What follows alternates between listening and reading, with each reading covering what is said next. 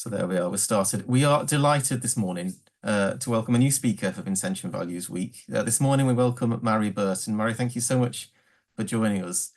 Mary is the National Campaigns Manager. She works at the National Education Union, but is the National Campaigns Manager for No Child Left Behind, which is a campaign that, as DC Services, we've been a very proud member of. The very public campaign this year has been on free school meals for all, which fits very nicely with our theme today of tackling child and family poverty. As I say, it's a little different bringing in a speaker from out with the Vincentian family, but I think it's a really good example to show the kind of organisation that we are aligning ourselves with, the campaign that we've joined. And also I think it's a very, very interesting example of how you can build a really effective alliance of a large number of organisations for a very specific goal. So I will make sure you're firstly unmuted, Mary, and welcome today. We're delighted to have you, and over to you. Thank you very much, and I'm really delighted to be here, and it's a real privilege and an honour, because I know that it is a bit unusual having somebody from outside that family come in. So I really appreciate you taking the time to speak with me today. So I apologise. I'm aware I've got a bit of a halo behind me, but I'm calling you from a hotel in Liverpool because we have been taking our Free School Meals for All campaign on tour, which has been very exciting. We've even had kind of like rock star style like shirts for this. And I'll tell you a little bit more about that later on in my talk, but we have finished up at Labour Party conference. So that's why I'm calling you from Liverpool today. So I've got a bit of a presentation. I'm going to just share my screen with you as soon as I can just let the technology allow me to do this.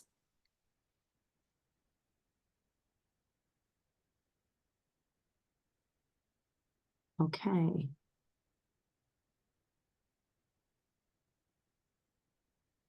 There we go. So, Mark, I'm kind of relying on you to give me a thumbs up if you can see that. Oh, fantastic. Brilliant. Great.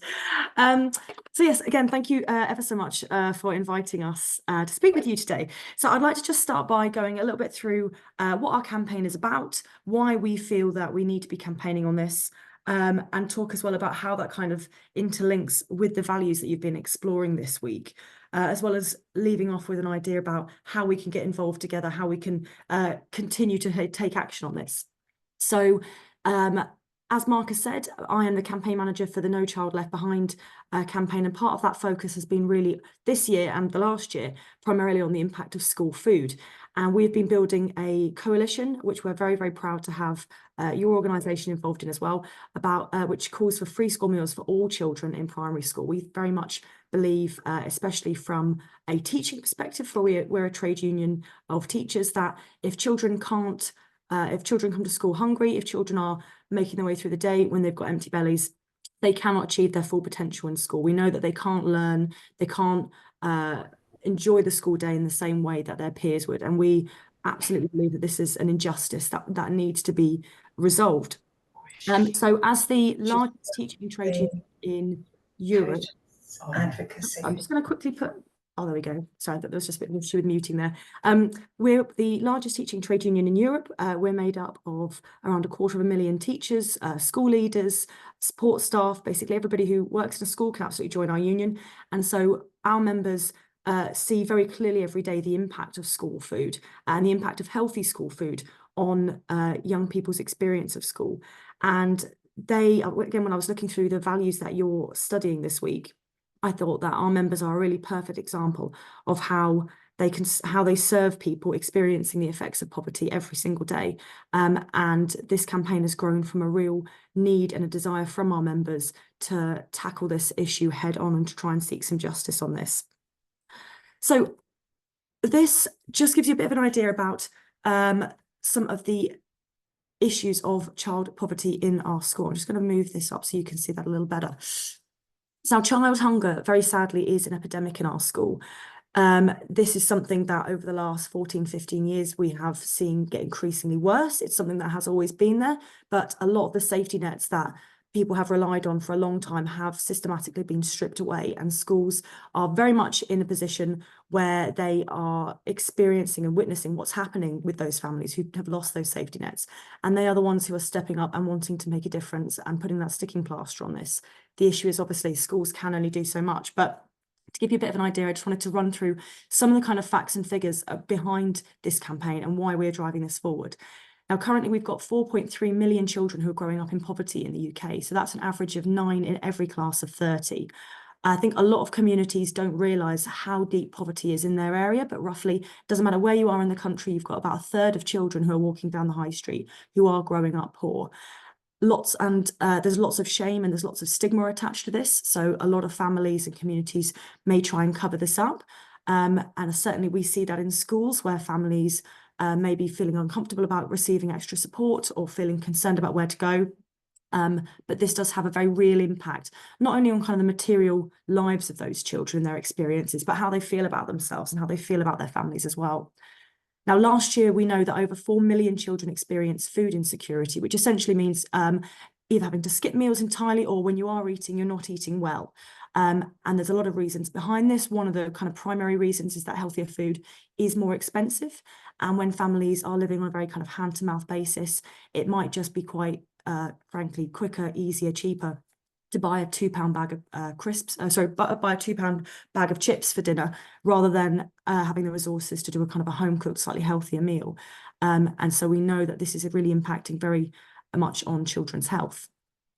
It's not, though, just about the money side of things as well. It's also about time. There's a lot of families out there who are very time poor, especially if you're working more than one job. So it's actually very hard to make a packed lunch that is as nutritious as we'd like it to be. With the best will in the world, less than 2% of packed lunches actually meet the nutritional standards that children need. And there's, again, lots of reasons for this. Sometimes it's because families are very time poor and they don't have the time to really create that kind of very fine balance that you need in a lunchbox.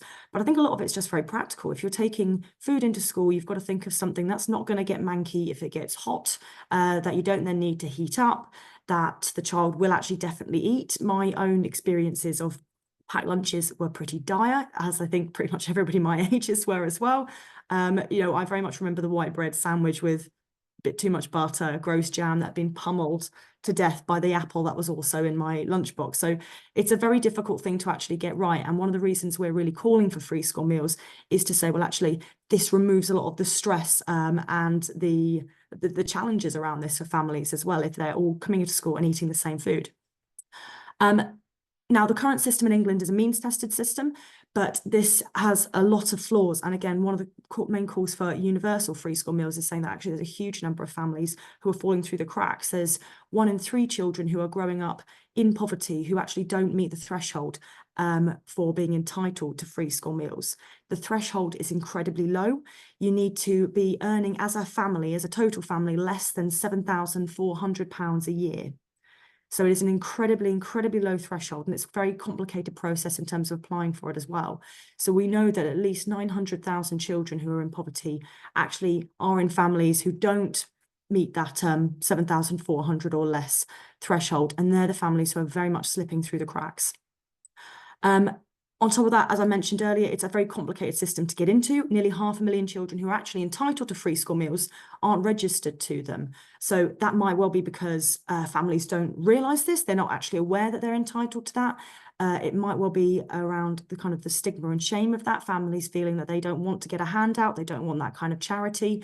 There's a lot of issues as well with families who maybe English is a second language to them, those kind of barriers. And it's a difficult thing to actually get into and to know who to ask. So there's a huge variety of things that really is kind of making hunger a real epidemic in our schools. And one thing I wanted to just think about is how that child hunger impacts pupils' experiences of school. So my background is actually in teaching. I was a secondary school teacher for a number of years, and I have that lived experience of when you are teaching and you know the children who have eaten and you know the children who haven't eaten, and you also know the children who are going to go to lunch. And we've had examples where children have been pretending to eat lunches, opening lunch boxes that are empty.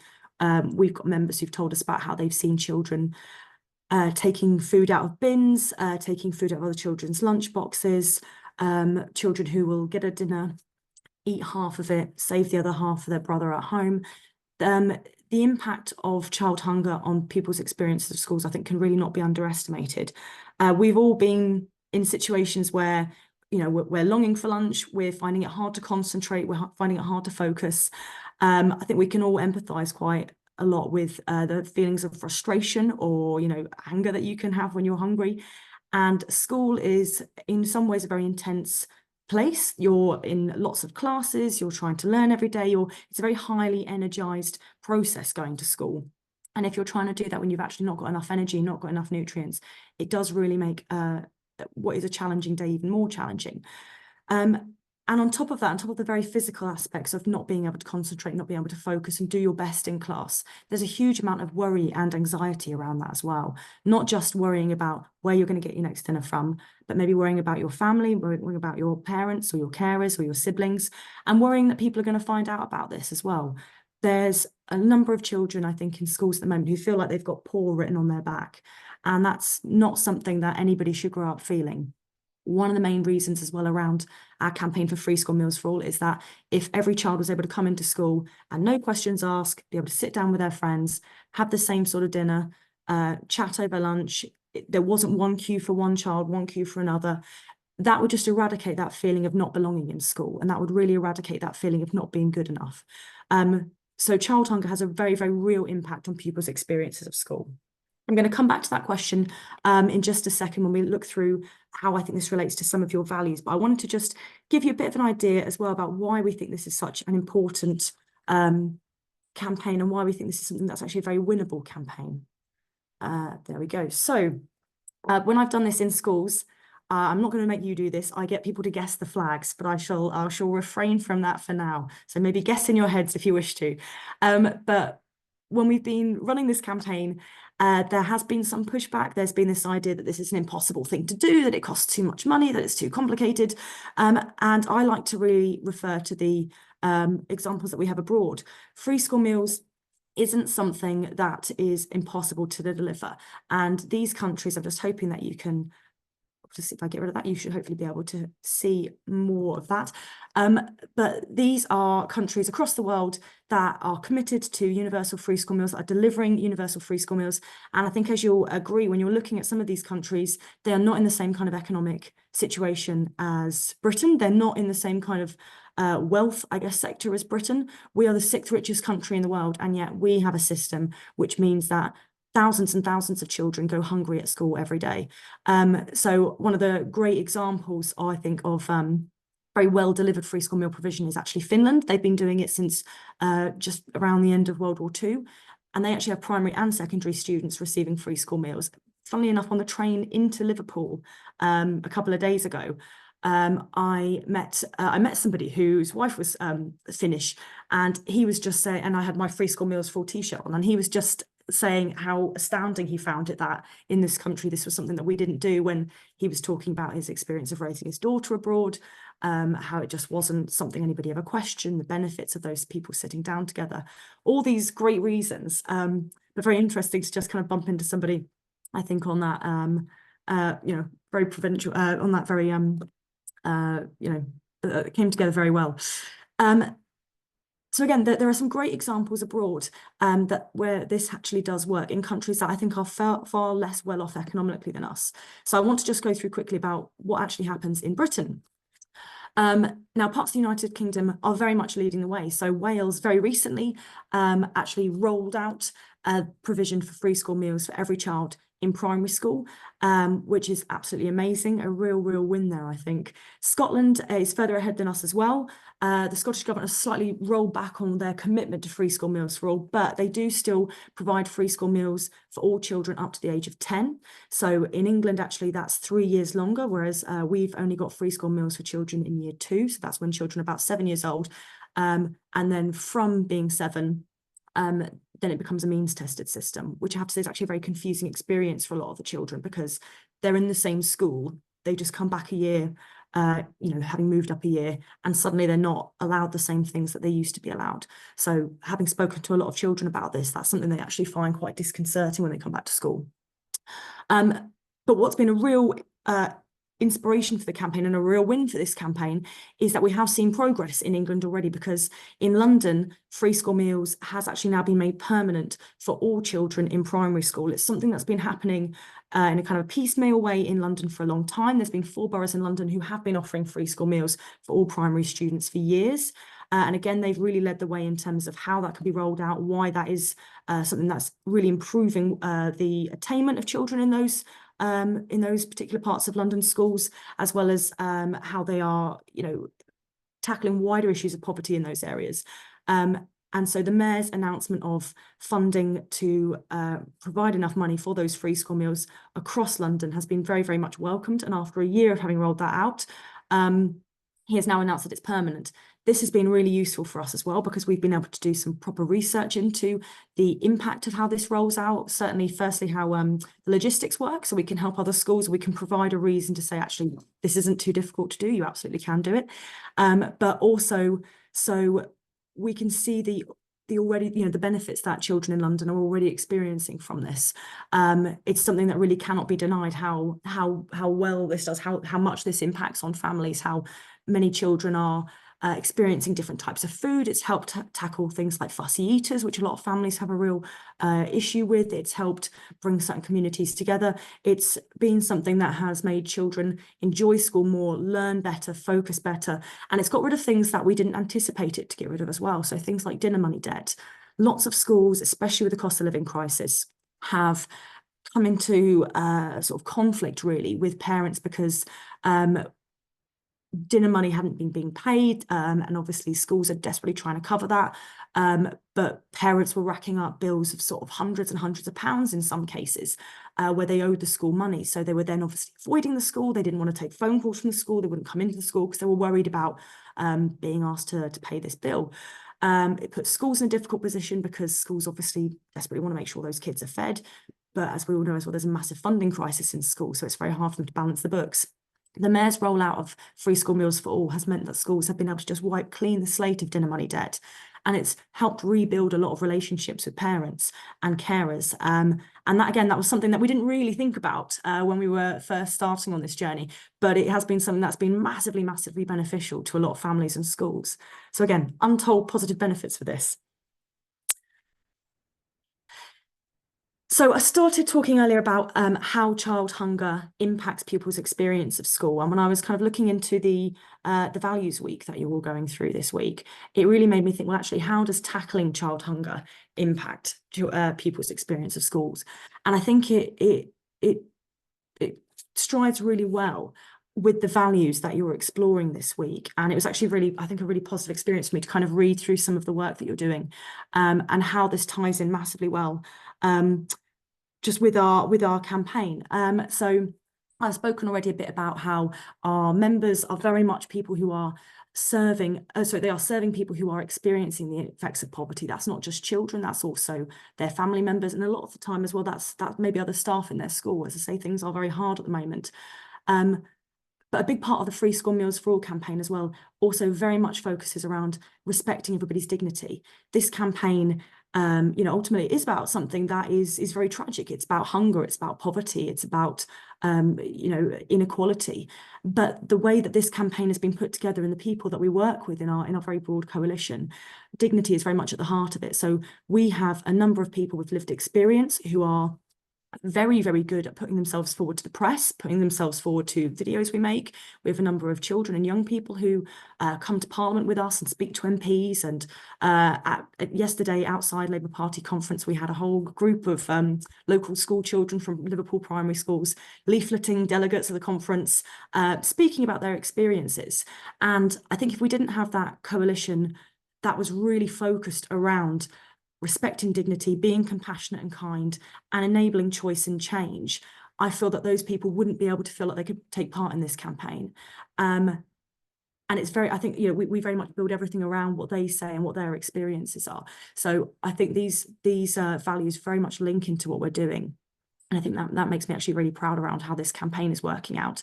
And a big part of that as well is acting in solidarity for justice. Now, our campaign is supported by about 300 or more groups, some groups such as yourself that have a faith base, some groups that are medical or health organisations, trade unions, community groups. We've got a number of football fan organising groups as well.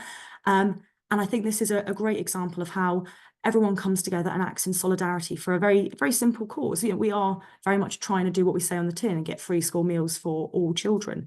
And that act of solidarity, I think, is an incredibly powerful one, and something that has really helped drive this campaign forward and really get it back, I think, into the public's mindset and get the conversations around this going.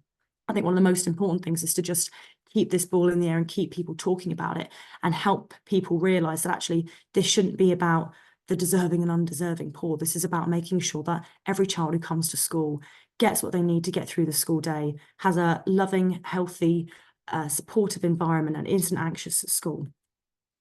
So I just want to quickly give you a bit of an idea about some of the work that we do and some of how that coalition works. So as I say, we've got 300 organisations from across civil society.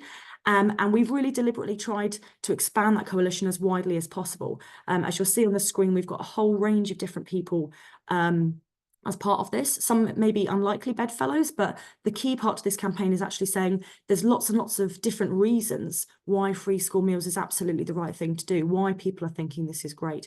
So we, for instance, we've got medical bodies who are really fantastic at kind of banging the drum around the health issues around this, about preventative health especially. It's fantastic working with groups such as yourselves from a faith position to say, well, actually, there's just the moral rightness of this. There is actually something which we should be just trying to achieve as a society. And obviously, from an education perspective, we really try to hammer home the importance of how, if you're in school and you want everyone to achieve well and grow into the kind of society we want, you have to make sure they get the best out of their education. You can only do that if these children are fed.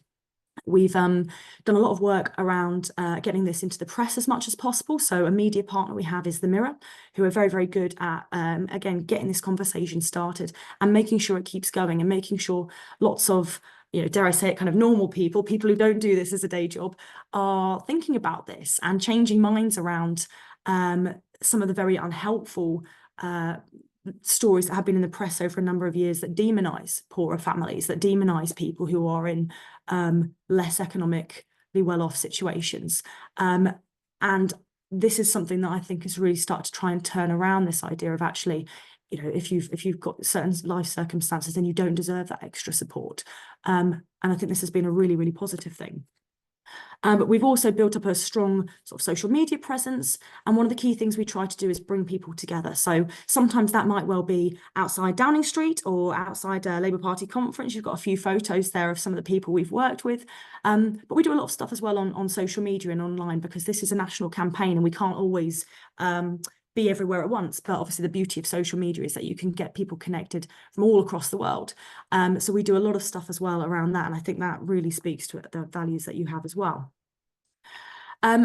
So I'm rounding up my talk now, because I know that I'm sure some of you have questions and I don't want to overstay my welcome. But the last few weeks, we have been taking our free school meals campaign on tour, which has been very exciting. Now, these photos aren't as great as I could have made them for the van that we've got, but we have got, the best way to describe it is a Scooby-Doo van. It's a little blue camper van that kind of opens up, and we've been traveling all around the country in it over the last few weeks, visiting celebrities, MPs, councillors, primary schools, educators. We've had nurses along with us, all sorts of people, and we've been driving around really trying to keep the conversation of free school meals and the benefits of that alive. So over the last few weeks, we have been in London, Sunderland, Leeds, Coventry, Birmingham, York, and finished up in Liverpool. And we've visited primary schools all across those tours. We've had support from celebrities like Connie Huck of Blue Peter fame. We've had MPs join us across the way. And again, we finished off yesterday, thankfully not in the pouring rain, which was a concern that I had, outside Labour Party conference with these fantastic young children that you see there just in that bottom photo, who came along to party conference and made a direct appeal to say, we've got this new government, they're talking about change, this is the change we want to see. And these are young people who maybe can't vote right now, but they're going to grow up and be able to vote, certainly. And so they will remember what this new government will do for them. And again, that's been a really important part of what we've tried to do across this national tour, is really place children at the heart and centre of this and make sure that it's their voices that are being heard. So I was thinking as well about, how we can continue this. We've finished our national tour now, but the campaign has not yet been won, so we're going to keep going. So this was more something I wanted to kind of throw over to you and to think about this. But what can you do to support the Free School Meals for All campaign? What can you do with your congregation? What can you do with colleagues? What can you do in your community? A lot of those things might be interlinked. There may be a lot of really good organising conversations going around already, but I also wanted to just highlight a resource that we have, and I'll certainly send this on to Mark if anybody's interested in just having a bit of a look at it. But we've put together a whole range of resources for coalition partners who can then take this further. Now, some of this is online stuff, social media stuff. Some of this is very much to do practically and in the real world, as it were. So we've tried to make it so it can be very much, something that people can kind of take and leave as they wish. So a lot of the work we do is around things like sharing support. So we've got things like social media copy, draft emails to MPs, things like that. I won't take you through all of this because there's quite a few things. As you can see here, we've got lots of lovely graphics and things like that. Waiting for a few of these to load. We get a lot of people to do things like tweeting at the Prime Minister, a whole range of stuff like that. We've got quite a lot of content here. So essentially you can kind of go through at your own pace and just have a bit of a look around and think actually what would be something that's appropriate for you as well. I won't go through too much of this purely because I think we might be here all day, but there's work on that around things like organising coffee mornings with parents or carers or just people in the community. There's resources to, hold activities and lessons with pupils. There's a whole range of stuff as well that you can do throughout that to get involved in this campaign and to really spread the word. So if there's anything that really takes your fancy, after this meeting, then I'd be really pleased if you had a good look through that and just keep in touch with us and let us know anything that you might be interested in doing in terms of supporting our campaign.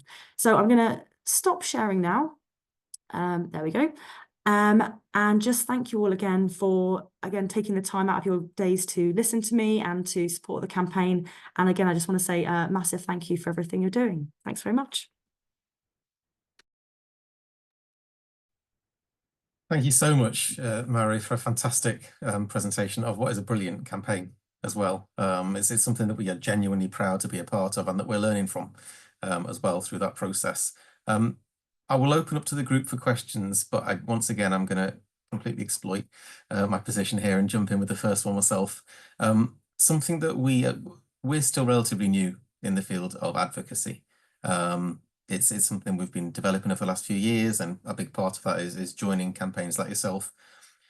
And one of the things that we've committed to, which I think for me is extraordinarily immediately apparent from this campaign, is we've committed to speaking out alongside rather than solely on behalf of people who are experiencing the effects of poverty. And one of the things that really stood out from this campaign, from all the resources, and actually I was down at your kind of big picnic at Parliament a couple of months ago at the start of the summer holidays, is just how much of the voice is given to children in this campaign as well. And so I just wanted to ask, have you found that's been a particularly useful, as well as being the right thing to do, has that been a useful mechanism for bringing on board legislators and people who might otherwise be maybe a little more hesitant to engage?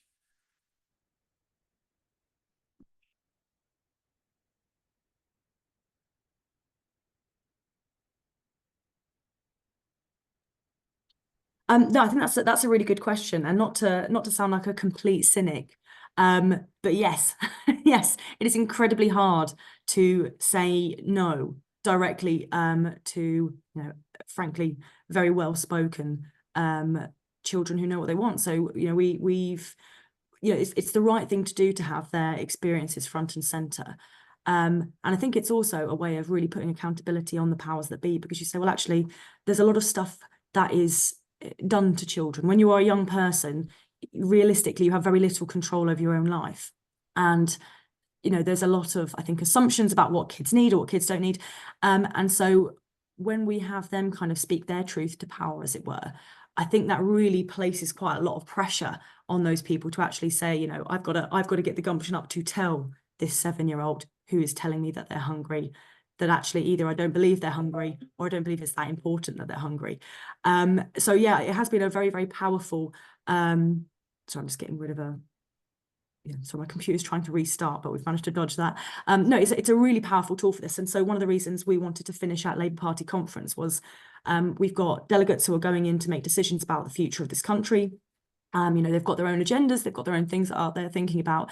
And we wanted them to meet the young people who are living around the area. You know, Liverpool is a very diverse place. There's lots of areas of deprivation here, and we work a lot with a number of Liverpool MPs who tell us about this. So we wanted to bring those children who are telling us that free school meals is making a real material difference in their lives to those people making those decisions, so they could actually see what kind of potential change they could actually have on this. So I think that's probably a long-winded way of saying, actually, yes, it's absolutely a really good tool in terms of speaking for change. And I think we're working with politicians, we're working in a parliamentary system. Realistically, this thing, you know, as much as we can do community organising, and we can work to get practical help for people in the community, if we want national change, it's got to go through Parliament. And I think sometimes you do have to be a bit cynical and think, well, actually, a lot of MPs love a photo op with a cute kid doing whatever it is they're doing. And if they're willing to exploit that, then we're willing to exploit them back with this. And I think these young children as well, they're very, very savvy to that. So I've seen some of the kids we work with say, you know, I'm not going to have a photo with you because you need to answer these particular questions about what you're doing in my area. And it's a really inspiring thing. I'm 34. And you know, just the very direct way these kids ask certain questions really just makes me think I've got to try and learn a bit from some of these kids. So no, it's a very useful tool, I think, for this. Thank you. Thanks. Any questions from the group here? Sister Maureen. I'm just presuming, Mary, that you're going to all the party conferences, yes? We, as the National Education Union, we go to all the different party conferences, so we've always got a presence there. The little blue bus we have now sent back to Kent. It was kind of on its last legs, so I'm hoping they'll take it back. So we have a presence there, but the actual tour itself was intended to finish at Labour because they are now the party in government, and it was kind of a real statement piece, I think. And throughout the tour, we've had children across all the different primary schools write letters to the Prime Minister. So we had, at our event yesterday, we live streamed parts of it, and we actually had the children delivering into kind of a mini post box those letters to Kim Johnson, who's a local MP here, and she was then taking them off to Keir Starmer to kind of hand deliver them. So that's how we organised around this. But the National Education Union takes all our campaigns to all the different party conferences. So Tories are next week. We'll see what they make of it. No, I'm just thinking as well with when I was in Sunderland, the number of children, the free school meals, and then hand in hand with free school meals is sleep deprivation that come in and they just haven't had a night's sleep. So, you know, it's heartbreaking when you are actually in a classroom with these kids and you know, they're not able to avail of what's going on and so on because they're just too hungry, too tired, too everything. Yeah. I think it's a really good point you raised about sleep deprivation, because I think people, when there's the kind of the toing and froing about, do we means test it like this? What's the cutoff point? How poor do you have to be entitled to this support? I think it's very easy to then overlook, actually, this is just a symptom of a wider problem. If people are, you know, if parents, if families are having children in school where they actually just don't have enough to eat, a very basic commodity, do they have beds at home? You know, how many people are sleeping in one room at home? Do they have white goods? Can they put fresh food in their house? You know, because if the fridge is bust, can they afford to replace it? There's a whole range of other things that happens with this, which I think is very much a wider conversation, and again, one which I think we need to keep going.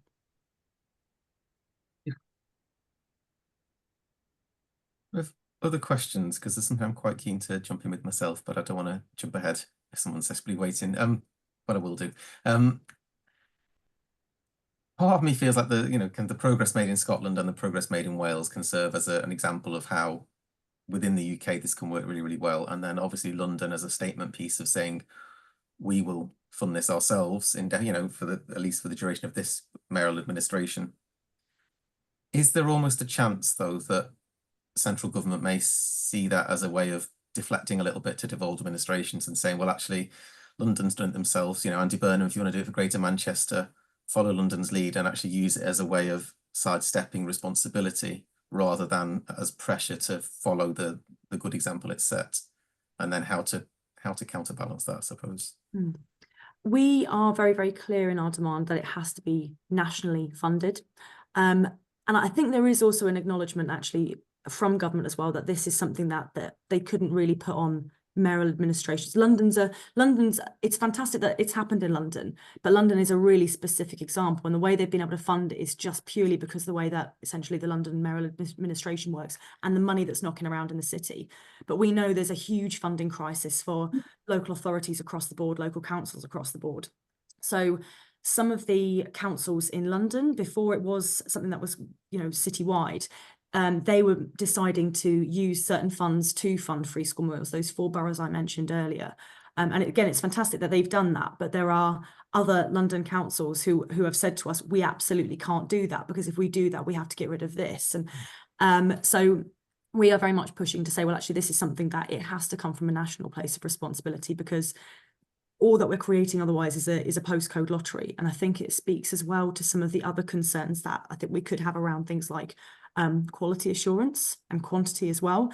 I think it does have to be something that's nationalised, because you need to make sure that actually if you're in Liverpool or Manchester or Brighton or wherever, the quality of that food is the same across the board. And I think if we were to roll out piecemeal like that, there would be no way to realistically make that happen, quite apart from the fact that just people can't afford to do it.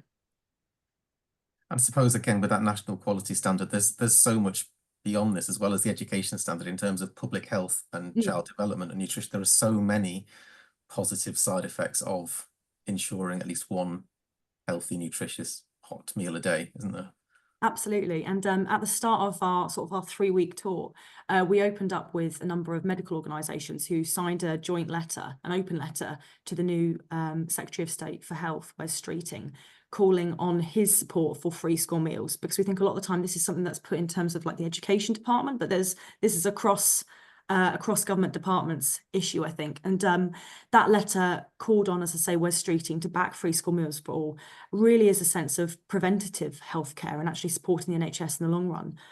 Just to give you quite a stark example, the biggest reason for children under the age of 5 being taken into A&E is for tooth extraction at age 5, and it's because of poor diet. It's because of families not having the money to feed those children properly and their teeth rotting. And if you think, aside from just the sort of the moral horror of that, in terms of, again, looking after our NHS and long-term care here, prevention is absolutely better than fixing things after they go wrong. And, if we know the state of, the economics of the situation at the moment, but if you were to add up how much that must cost, doing that to 5-year-old children, that's a tremendous waste, I think, all round, waste of talent and opportunity and money, when actually making sure that children were coming into school healthy, and the major benefits of that. But we know that children in this country are shorter than their European counterparts. It just goes to, it just makes complete sense to say, well, actually, if we want a nation of young people who are growing up to be strong, to be mentally strong as well, to be able to actually drive our country forward, then you have to feed them from the off. Yeah. Mr. Moran. Yes, and it even goes further back than that, because if you've got pregnant women with poor maternal nutrition, they give birth to children who are already have a deprivation in their lives, and then that just keeps going. So there's a whole lot here that really involves the way young mothers are cared for, how their children are cared for, because they are producing the adults of the future as well. So yeah. Sister Maria.